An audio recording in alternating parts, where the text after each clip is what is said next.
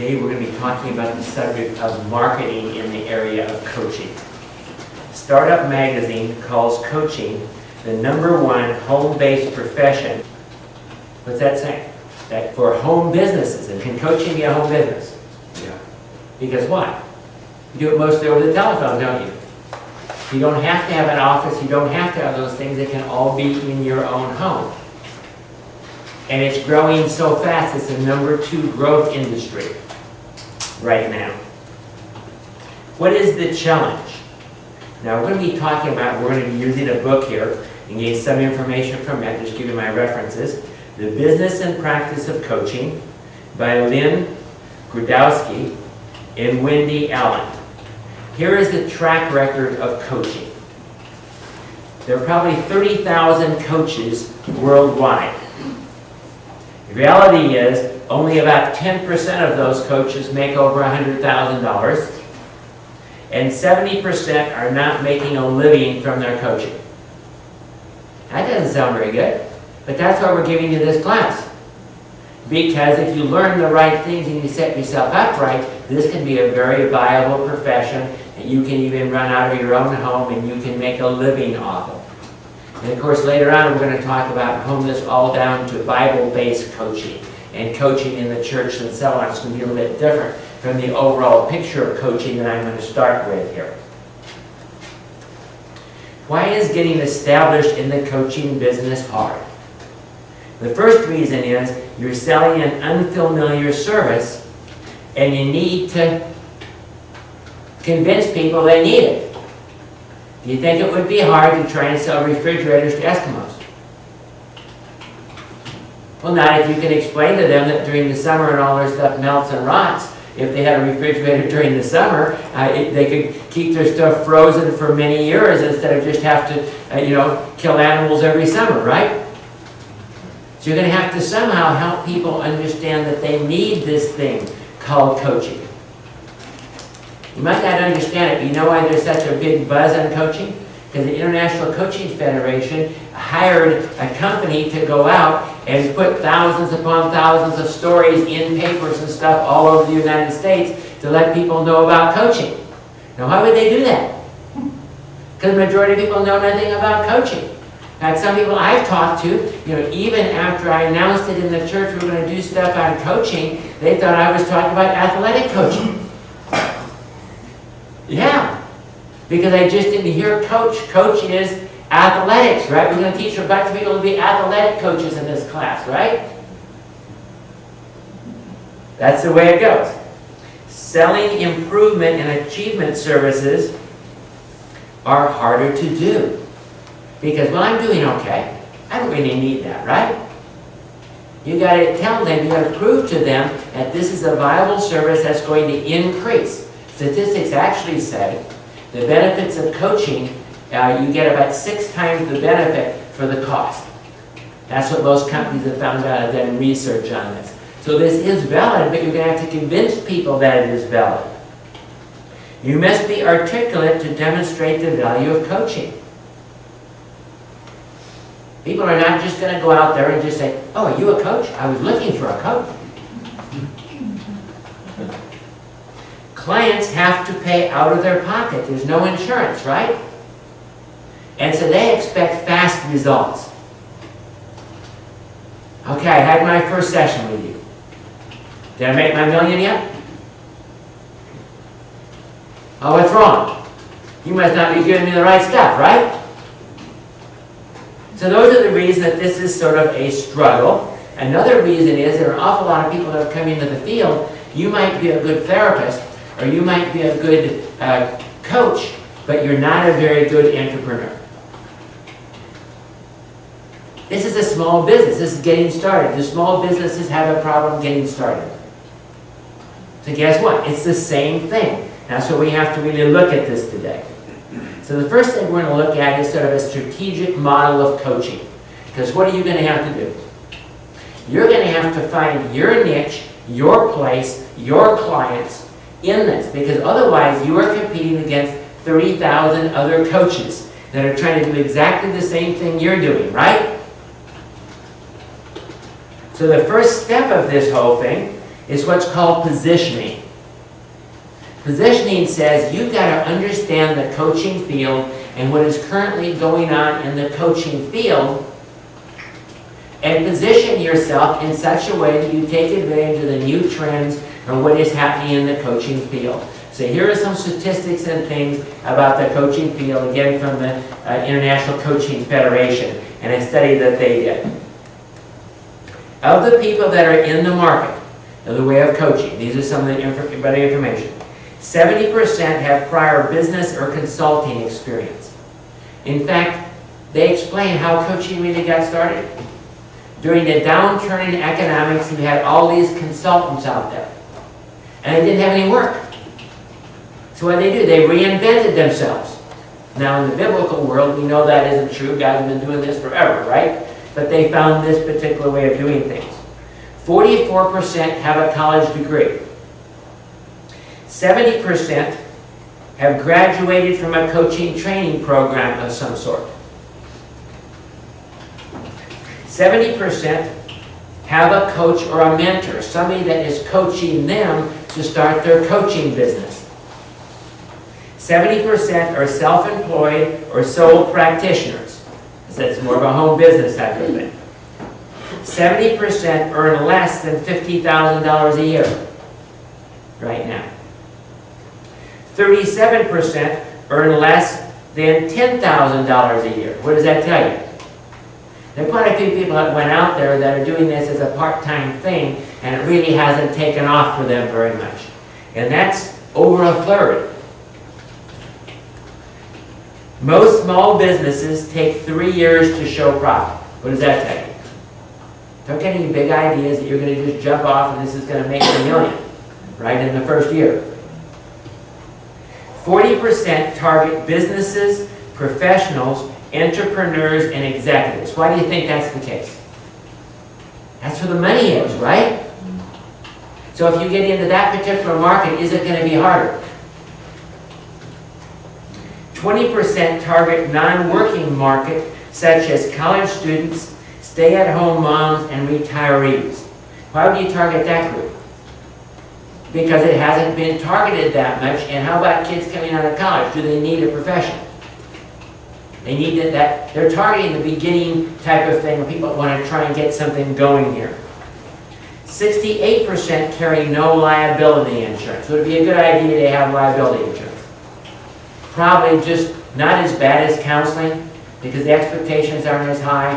But if you get somebody that's confused about what they're supposed to be getting out of this, they could sue you for breach of contract or other things like that.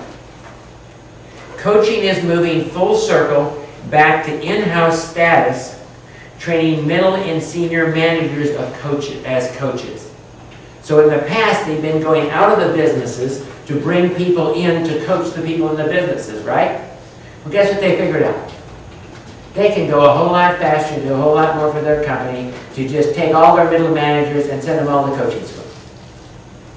And bring somebody in to teach coaching to all of them, because then we figured out in this class that coaching really applies to everything as you grow into every situation.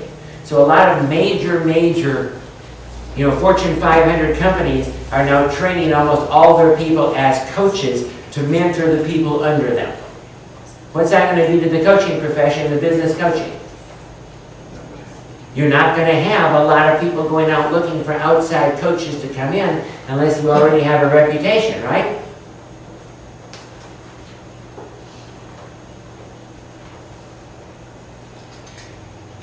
Research says you get 6 times in businesses the amount of return on the investment. It's okay for men to seek a coach in our society, but not a counselor. So what does that tell you? People you get to coach many times are really looking for counselors, but they don't want to admit they have any problems, right? That's when we set up some of your stuff to try and determine whether that's really the problem here and how we deal with that.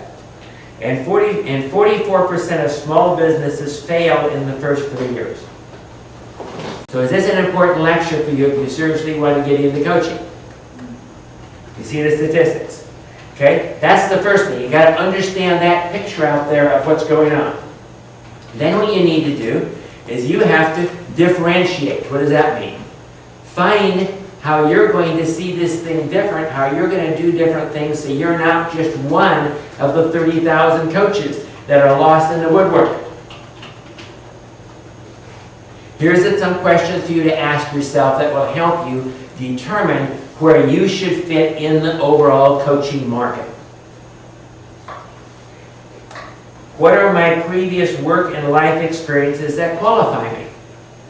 See, if you've never had a job in your entire life, do you think you're qualified and are going to be one of the top Fortune 500 executive coaches? Think that might be a problem if you don't know anything about business?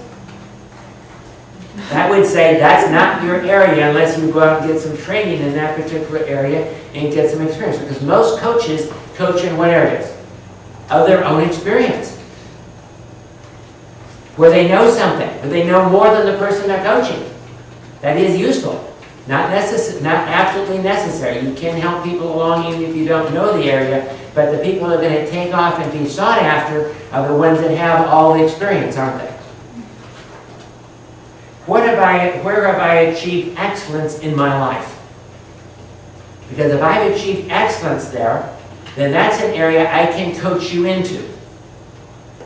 Had Elijah found excellence in his life, in his ministry as a prophet? So what could he coach people in? Elisha in the area of ministry, being a prophet just like him, right? So the area that God's taken you into, what you're calling in, is probably the best area for you to start doing your coaching in. What skills and strengths do I have to apply? You've already done the SWOT analysis we talked about.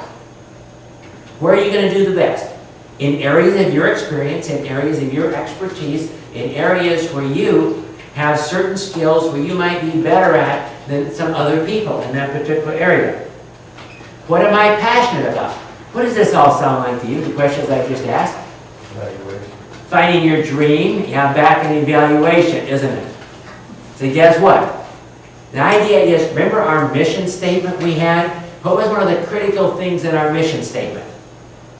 Focusing it down. Getting it focused to a very particular concrete thing, right? What are you going to have to do in your whole coaching profession? Focus it down. Get it down to a very narrow area. One particular counselor here in town, a PhD psychologist who's gone into coaching.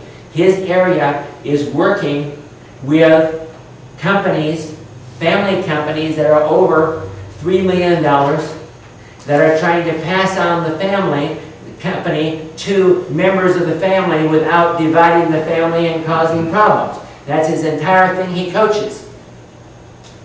Do you see how narrow that is? But do you think he could make some money if he finds quite a few companies like that that have this particular problem that he has some knowledge of? See the idea of differentiation of coaching. What is my niche? You must focus on one or two audiences that are needed in the market.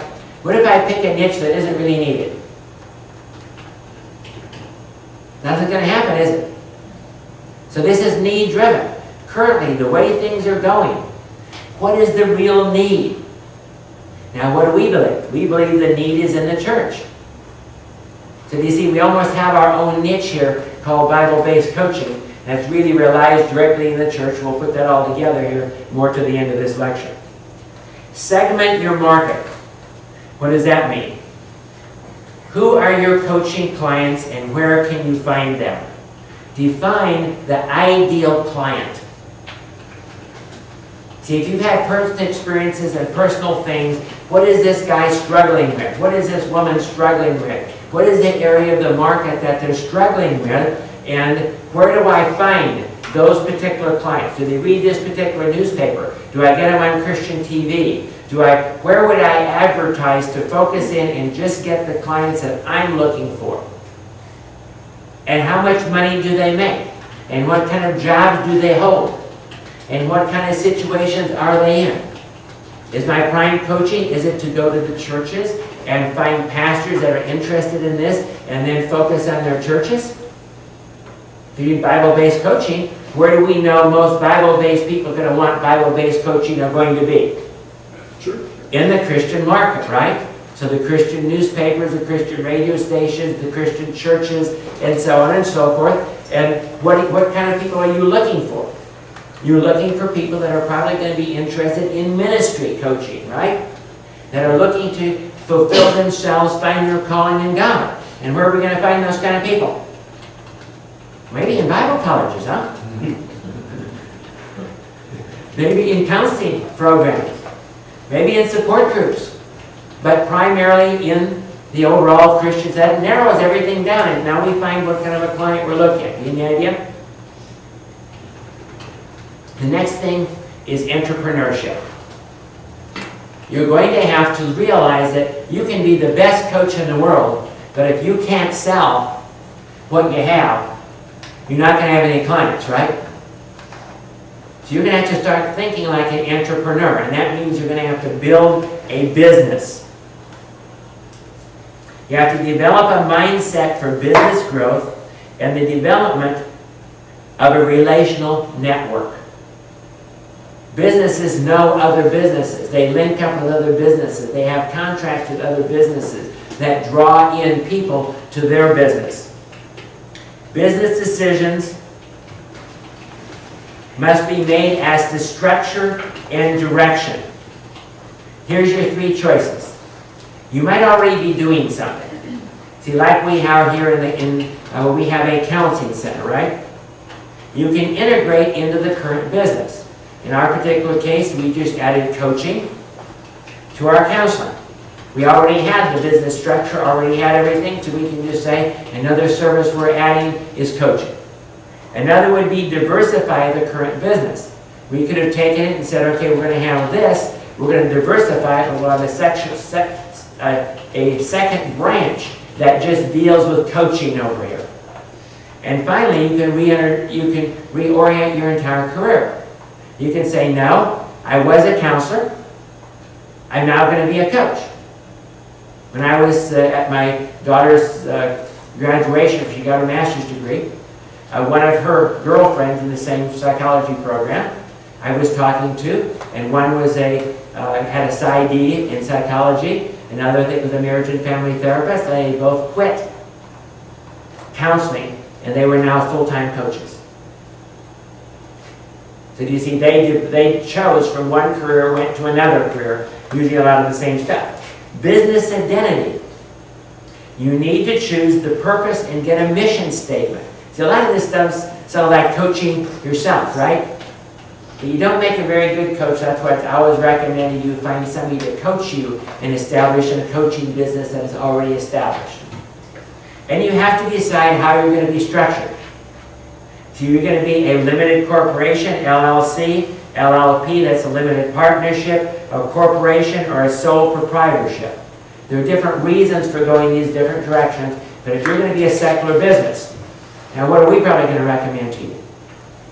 Become a nonprofit organization, right? Or become just another branch of your church. You need to come up with 10 business goals. Why do you need to do that? To get some focus. I mean, just like we did in coaching, right? You had to come up and get your goals set up so you knew what your next step was and how you're going to have to come up with it. Attracting clients. You're going to have to figure out how are you going to attract these particular clients. Now they did a survey of 6,000 coaches.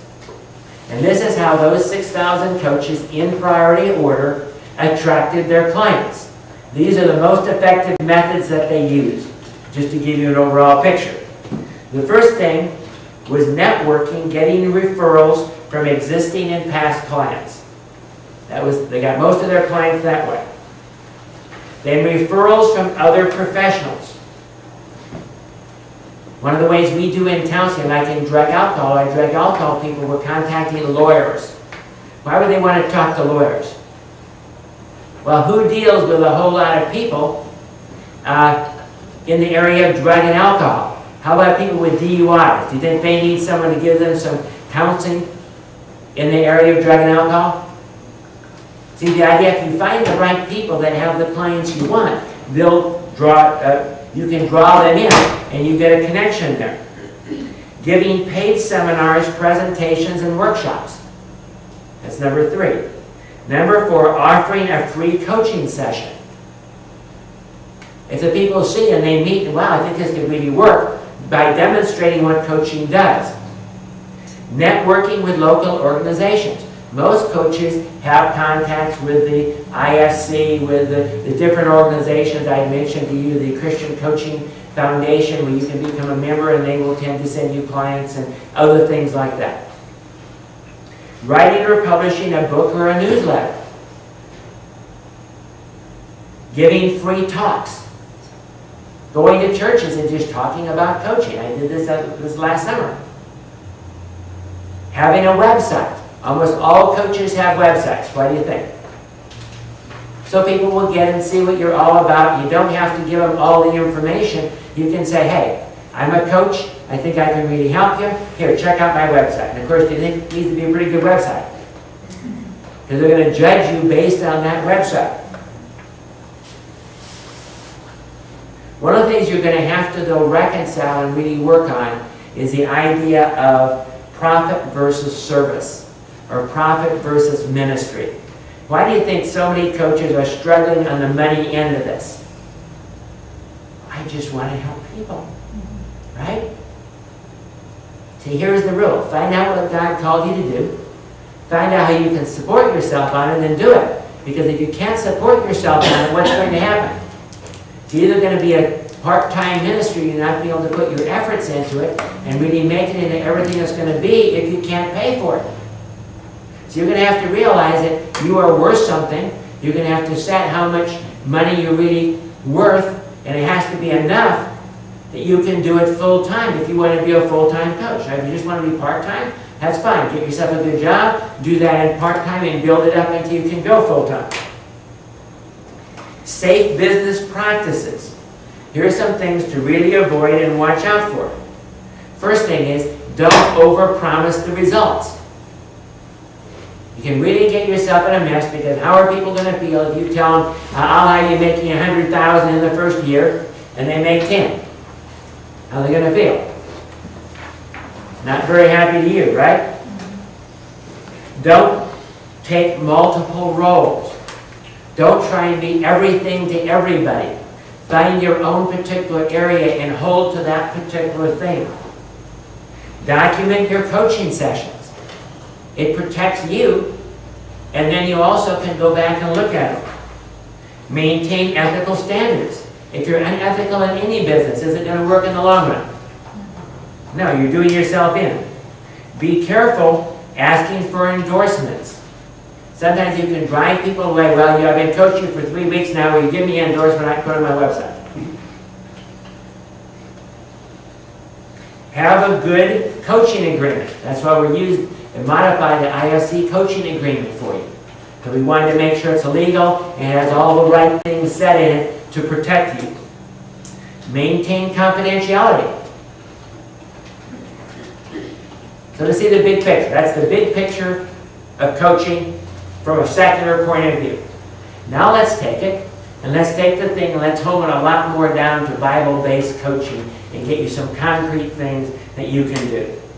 Now a lot of this information comes from Steve Mitten, and he's got a website. It's www.acoachforyou.com. And that's a good example of a coaching website if you want to go and look at it. And on there he also gives you a lot of this information, because he was the past president of the International Coaching Federation, and one of his areas is the area of marketing. And this is some of the more concrete advice that he gives you. He's got a book out, but it's only an ebook, so you have to go and download it on your computer and get it that way if you really want it. First thing you have to do, of course, is figure out where we're going, and all this will be familiar. Where's your dream? Where's your passion? Where's your natural bent? What do you want to contribute to your client? What kind of client or coaching enthuses you? These are all things just ask yourself, and all basically the same as what we had before. How does your training and experience fit? How much time, money, and resources are you willing to commit? Are you head going ding, ding, ding, ding? You see how it just goes right down our list? See, the last one is just counting the cost. Going right down the whole coaching thing that we've taught you in the way of coaching. How much do you want to change? Are you willing to be very different, to go into a whole different field? That kind of thing. So what are the options for Bible-based coaching? And I believe that one of these sort of leads to another, which leads to another, which leads to another. But this is the entire field of how you can use Bible-based coaching. The first thing is just be in a practicum, so get some experience. This is highly recommended. That's why we require that in our certification here if you're going for our certification. That you need to get some experience, right? And as a lay coach or whatever in your practicum, you don't charge for it. It's going to get you the experience. You're coaching for free. That's the first level. Next would be a lay coach in this or another church, where you're now there, but you're sort of on staff. You're not charging for your coaching, but you're getting some experience so you know what the heck you're talking about. And you have some experience with some clients. Then a part-time church coaching for fee after you get a certification. You find a pastor and you say, you know, you have to sell it to the pastor first, right? And then the pastor, well, I'll let you coach some of my people, and maybe make an announcement. How many of you people really don't know what your call in God is, and you'd like to have someone help you and lead you to find that call and accomplish it? And you're going to get a lot of hands, aren't you? Especially if you're doing this for free or for not very much. Maybe a sliding scale or something. And that'll get you started part-time. And as you get good, what's going to happen? This person's going to tell that person, going to tell that person, going to tell that person. That whole networking thing. Eventually, when you have enough clients, you become a full-time coach in the church. You can have an office, or you can still do it from home if you want, or over the telephone, or whatever. But I think if you're in a church, most people are going to want to see you face-to-face.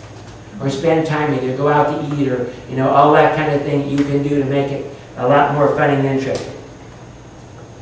Then you can become a part-time professional coach beyond the church environment. You already have your coaching practice, but now you can reach out to other churches.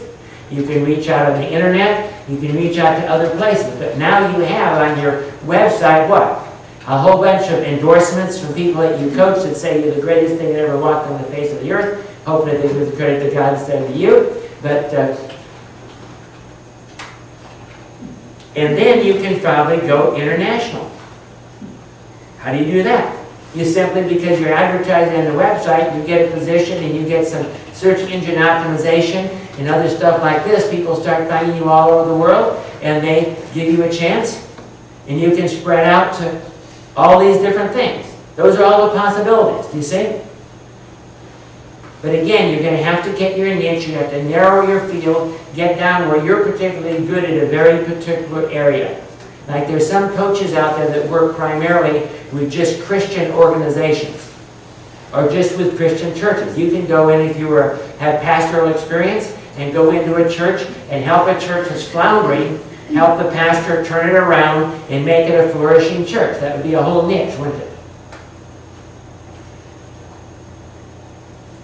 Marketing strategies, a church-based practice.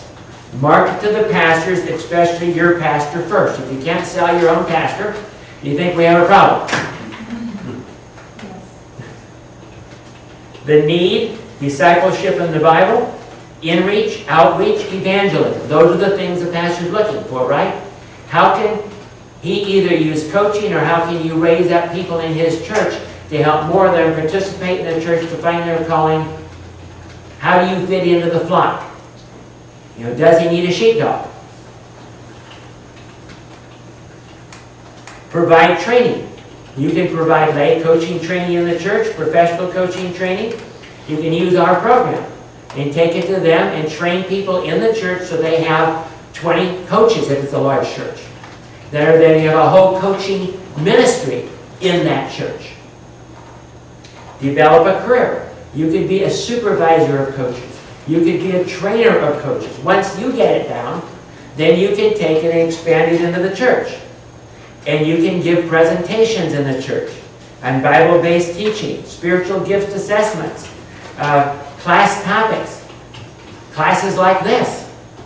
You can be doing for other churches and raising up people in those churches. But you've got to sell it first, don't you? Publicize in the church bulletin, newsletter, on the marquee. That's all getting into the church. How about in community-based Well, you could provide this for a number of churches in the community. You don't need facilities, but you can still operate out of your home or out of the church, advertise church bulletin, newsletters, Christian paper, give seminars, provide training and supervision, and then international, internet, telephone. Join the national networks that get you clients, like the Christian Coaching Federation. If you're in their network, you go to their website. We're actually setting up things on our website where you'll be able to advertise and try and find new clients on our website. Advertise in niche areas. Get involved in the International Coaching Federation.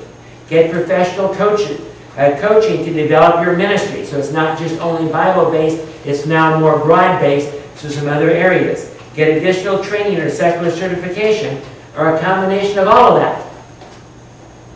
But these are all things that will help build things up. Finding your niche. Let's focus on that a bit more from a Bible-based. Bible-based coaching is already a niche in the church if you concentrate on spiritual gifts, callings, and ministry. But see, you might want to even get narrower than that. See, what is this pastor's particular dream for his church? What if you could focus your coaching that just fits perfectly in with the flow of that church into what that pastor is looking for in that church? See, as an example, in this church, the primary focus is evangelism. So if I was going to coach in this church, which I do some, what would I focus on probably? Raising people up in the area of evangelism, coaching them how to be better evangelists, how to be pastors, how to be counselors, and so on, that can then bring other people into the church. Focus on what you have a passion and experience first. You can branch out later, but let's get the area you're really good at, you're really passionate at, because you want to be most effective at the beginning, right? And it's very broad brush. Just as an example, you know that you could be a coach for music, raising up music leaders in a church, and that could be your entire focus of what you're doing if you're good in that area. Church ministry gifts focus is probably the easiest for most Christians. You must have credibility. What does that mean? Your own life, you better have figured out what God called you to do. And you better have an idea, and you better have been fairly successful of carrying that out. You can explore other niches and expand, but you need to stay focused on what you're doing, or you're going to blend in with all the rest of the people that are doing things. Eventually, brand and position yourself in the market. What does branding mean? That the words you use about your coaching. See, here we're calling it Bible-based life coaching. We're branding ourselves to a certain degree. We're already focusing on a particular niche, right, that fits into the church. So you see, we're pretty branded. We're not exactly, when we say Bible-based life coaching, we're not exactly necessarily attracting executives of Fortune 500 companies. You see, it narrows what's going on, of what's going on. Pricing. How should you price? Begin low and increase as you develop credibility. You can only charge for what you're giving them, right? The rule from Steve Mitten. If 20% balk at your price, you're probably too high. And if not more than 20% balk at your price, you're probably too low. So what are we saying? It's in the middle someplace. Find out what other coaches are charging.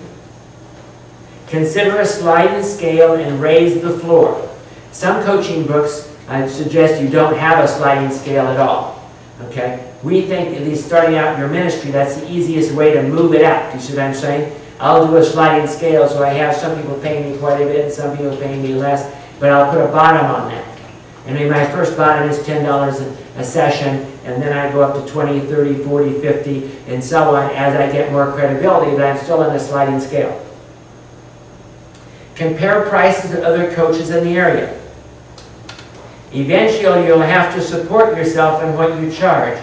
You should be able to support yourself, here's a rule, support yourself and what you make from your coaching by doing no more than 25 coaching sessions a week. That's the same thing like in counseling. The normal counselor, I have about a maximum of 25 clients. That's even a requirement in drug alcohol. You're not supposed to have more than 25 overall clients at any given time. Because what happens beyond that? You start losing track of who the people are and what you're actually doing to help them. You know, let's see, and who are you? And what have you been here before? Well, I've seen you 5 times. Oh, you know, you don't recognize them when you talk to them or something. You know, that probably isn't too good. So that means you have to charge enough if you want to go into full-time ministry, that with 25 clients you make enough to support yourself, right?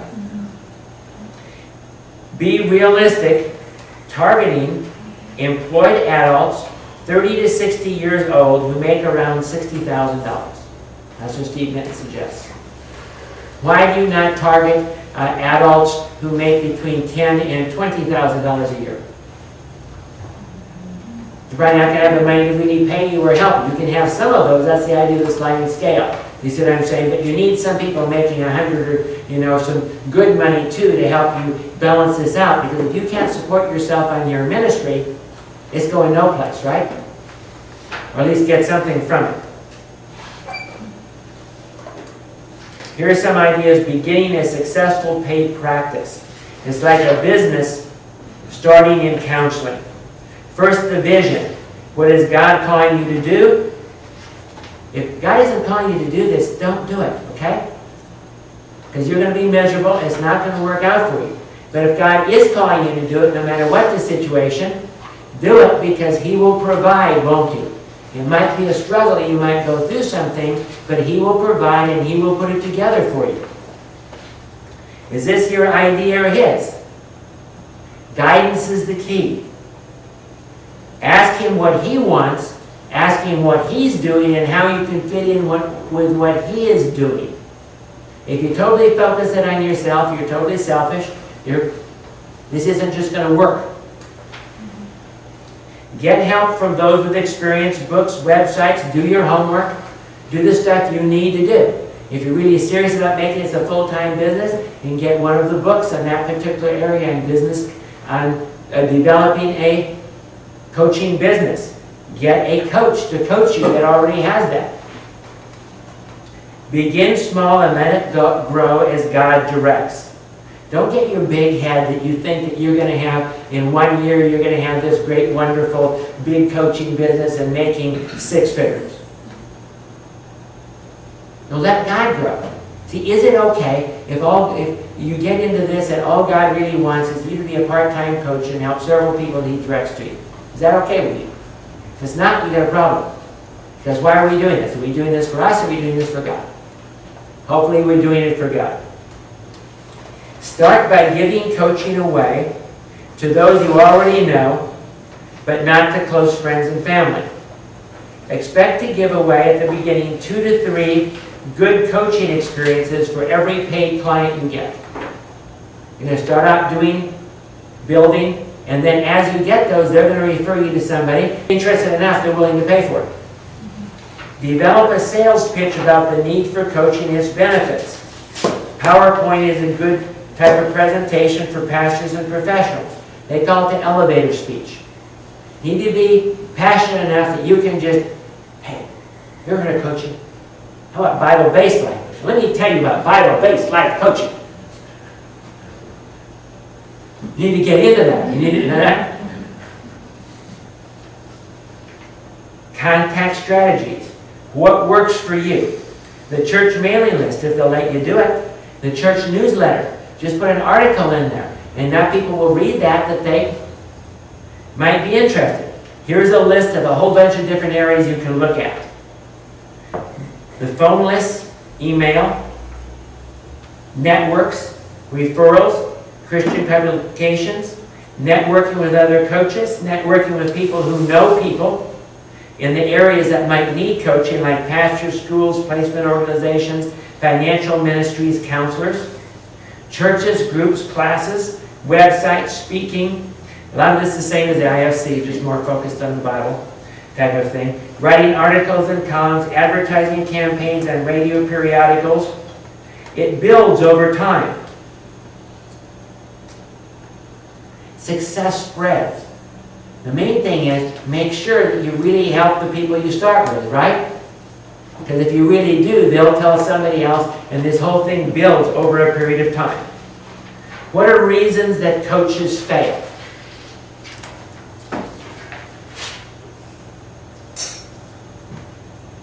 Fear of getting started. How many of you know if you never get started, you're probably not going to succeed? Is that possible? Read The Dream Giver by Wilkerson. He talks about all the 40 bullies and all the people that will discourage you and all the people that will tell you you can't do this and hey, this won't work for you and so on and so forth. That's what's going to stop you. Lack of confidence. This is an intuitive type of thing that grows on you and you sort of just flow with it and sort of know how to do it after a while as you get experience. Lack of business knowledge is number 3. You just don't know how to set things up. Of course, if that's the case, what do you need to do? Get yourself one of the books, or get yourself a coach that's already built a business and can show you how to do it, right? Lack of follow-through. Need of a marketing plan and follow-it. You need a business plan, don't you? How are you going to do this? And how are you going to convince people that you can do this? And lack of support. You can't do this on your own. Find a group, find a support group, find a group of people that are interested in this who can support you and build you up and can help you. Hire a coach if you need to. Now, I want to do for the last thing here is I'm going to read you a story of a coach directly out of the newspaper here. And she's going to be talking about her coaching profession, a little exercise. What I want you to do is I want you to pick out of her story, just what she has in the paper, the things that she is doing to build her profession as a coach here in Wichita. Now, why do you think she even got an article here in the paper? What do you think she's doing? Advertising, right? What's the best way you can do? But I'm just going to read it to you, and I want you to pick out where's her differentiation, where is her niche, what is her methods, how is she networking, all those kind of things directly from a real coach, from a real situation. So I want you to think about that and just see what the kind of things you would do to set up a market here. So I'm going to read it to you, and I want you to jot down those different things that we just talked about in marketing of coaching today, and how many of those things is this particular lady doing here in Wichita. Okay? It starts out. Business owners can always use some guidance and good advice. Even when business is going smoothly or even thriving, a good leader knows there are always improvements to be made. That's why Mary Hemmingham started Crank Up Business Coaching earlier this year. As a business coach, I help business owners with their business effectiveness, she said. Hemmingham said she stumbled upon business coaching because people often asked her for business advice. Before starting Crank It Up, Hemmingham spent 8 years as a director of human resources for Sherwood Construction, and before that she was a controller for a large distribution company. When she made the decision to start professional business coaching, she found encouragement when consulting with CPAs, insurance agencies, and lawyers. They all said, "I'd use you in a heartbeat," she said. She said her background in human resources and accounting is an asset to her new business because she understands both people and numbers. Hemmingham coaches business owners and leaders on a variety of issues. Some of the more common questions she answers include how business owners should value their business if they wanted to sell it, how to guarantee that unscrupulous people won't abuse your business, and how to hire better employees. Crank It Up targets clients who are small business owners with 5 to 50 employees that are a year or two old. Those startup businesses are not one of Hemmingham's specialties. She does have an associate, Benny Beckman, who has had 3 different businesses of his own and has more experiences in the area of startups. Hemmengard said she also has her own business coach to help her with Crank It Up. Just like doctors shouldn't treat themselves, she said, she utilizes buddy coaches who she brainstorms with. Her own business coach is someone she considers a dynamic opposite of herself, which she said complements her own coaching. She said her coach helps her with organization and helps keeping priorities in order. Hemmengard said her biggest day-to-day challenge is getting business leaders to really acknowledge that they need coaching. Everyone sees problems, but getting them to say, I need to do this, is challenging, she said. She says she likes to use the term business issues rather than problems when dealing with businesses. No one likes to think they have problems, but they can surely agree that they have business issues, she said. Hemmengard's goal for Crank It Up is to get involved in the business community in coaching relationships. Her strategy is to grow her business based on networking through Wichita's various business-related organizations.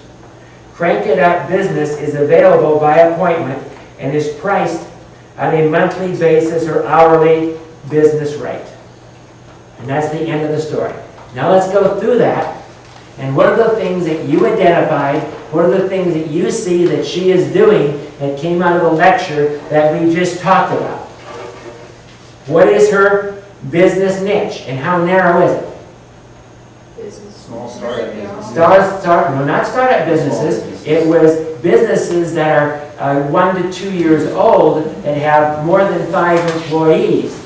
Remember, startup businesses, that's not even in her focus. She gives that to another coach to deal with the startup businesses. Why?